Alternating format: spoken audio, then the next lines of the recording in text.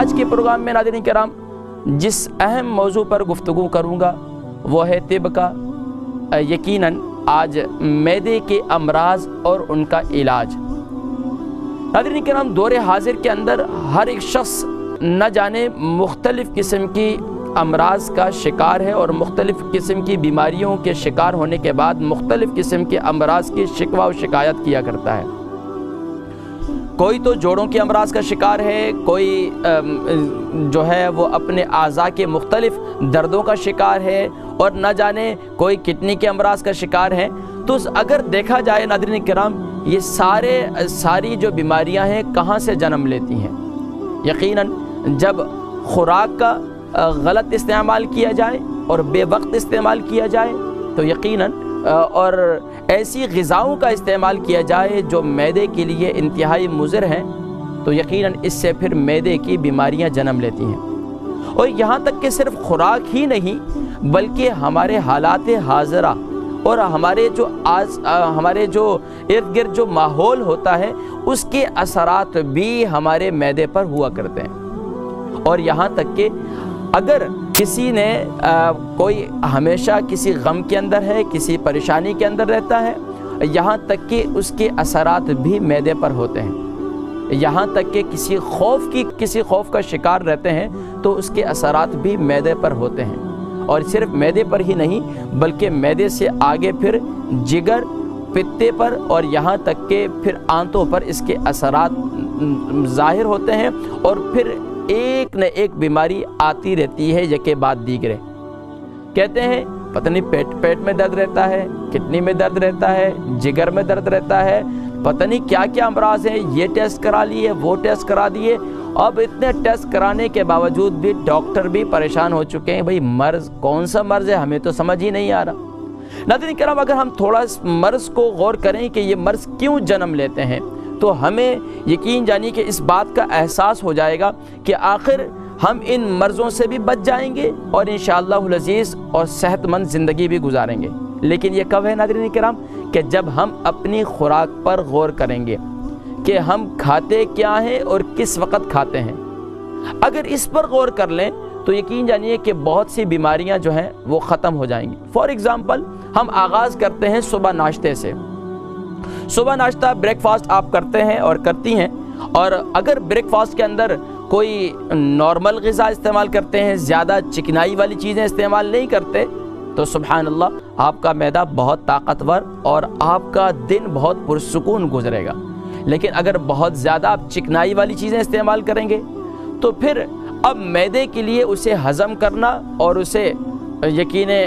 Grind کرنا، اسے پیسنا مشکل ہو جائے گا۔ میں اکثر کہا کرتا ہوں ناظرین کرام کہ اللہ تبارک و تعالیٰ نے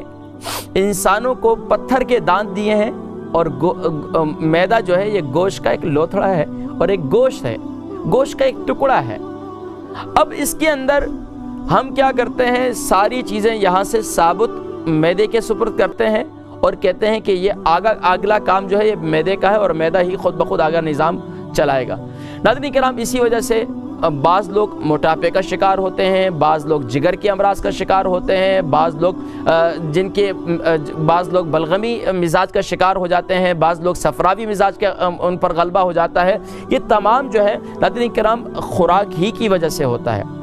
ناظرین کرام ذرا غور کریں، اگر صبح ناشتے کے اندر آپ نے پراٹھا کھایا، اور پراٹھا ظاہری بات ہے ایک سادی روٹی آپ نے کھائی یا ایک آپ نے پراٹھا کھایا، اگر سادی روٹی آپ نے کھائی تو ماشاءاللہ معدے میں گئی اور آپ نے خوب چبا کر کھایا، معدے کے لیے کوئی مسئلہ نہیں ہوا، اور وہ کراس کر گئے اور پھر آگے ماشاءاللہ اس سے خون بھی بنے گا اور باقی صحت بھی بنے گی۔ لیکن اگر آپ نے پراٹھا کھایا خوب تلا ہوا، یا آپ نے کوئی حلوہ پوری صبح ناشتے میں آپ کا دل کیا، آج تو ویکینڈ ہے اور ویکینڈ پر جو ہے کوئی نہ کوئی حلوہ پوری ہونی چاہیے، اور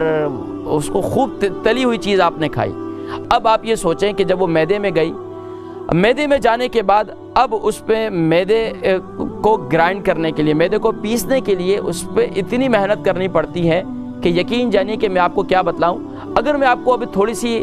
کچھ اپنی میں نے پکچرز ترتیب دی ہیں، اگر آپ ان کو دیکھیں فوٹیج کو تو آپ کو اندازہ ہوگا۔ مثال کے طور پر آپ صبح آلو کھاتے ہیں، چپس کھاتے ہیں، کیونکہ اس ملک میں ماشاءاللہ بچے چپس کے بڑے شوقین ہیں، یا دن میں ہی کھاتے ہیں یا بریک فاسٹ میں، یہ صبح آتے وقت دیکھیں اب اس میں کتنے منٹ لگتے ہیں، چپس کو یا آلو کو ہضم کرنے کے لیے معدے کے لیے 19 یعنی کہ 1.5 گھنٹے سے 2 گھنٹے درکار ہیں ایک آلو کو ہضم کرنے کے لیے۔ اب دیکھیں اسی طریقے سے ہم جو ہے نارمل تو کھا لیتے ہیں، ہمیں اس بات کا احساس ہی نہیں ہوتا کہ 2 گھنٹے اس کو ہضم ہونے کے لیے چاہیے۔ اسی طریقے سے میں آپ کو دکھاتا ہوں، آگے دیکھیں گوشت ہے یا سبزی ہے یا پھر آگے آپ دیکھیں گے نٹس ہیں، مثال کے طور پر اب یہ گوشت ہے، دیکھیں اب گوشت کو ہضم کرنے کے لیے کم سے کم بھی 3 گھنٹے چاہیے۔ اگر آپ مثال کے طور پر لال میٹ استعمال کرتے ہیں، شیپ کھاتے ہیں، لیمب کھاتے ہیں، کچھ بھی کھاتے ہیں، لیکن معدہ آگے یہ کہتا ہے کہ مجھے 3 گھنٹے کے بعد اب آپ نے کچھ کھانا ہے، 3 گھنٹے سے پہلے کچھ نہیں کھانا، لیکن کھانے کے بعد بھی کیا کرنا ہے وہ بھی میں بتاؤں گا آپ کو۔ لیکن یہ دیکھیں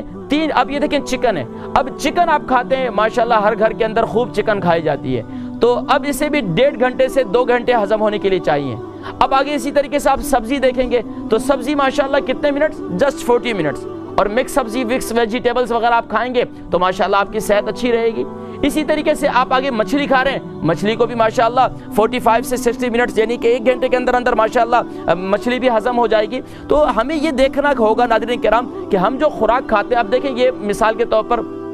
ویجیٹیبلز بھی ہیں اور فروٹس بھی ہیں، اب ان کو 15 to 20 منٹس ماشاءاللہ آپ نے اگر کوئی کھیرا وغیرہ کھایا، کوئی سلاد وغیرہ کھایا اور اس کے ساتھ جو ہے آپ نے کوئی فروٹس بھی مکس کر کے کھا لیے، تو اب اسے جو ہے ہضم ہونے اب یہ دیکھیں آپ اگر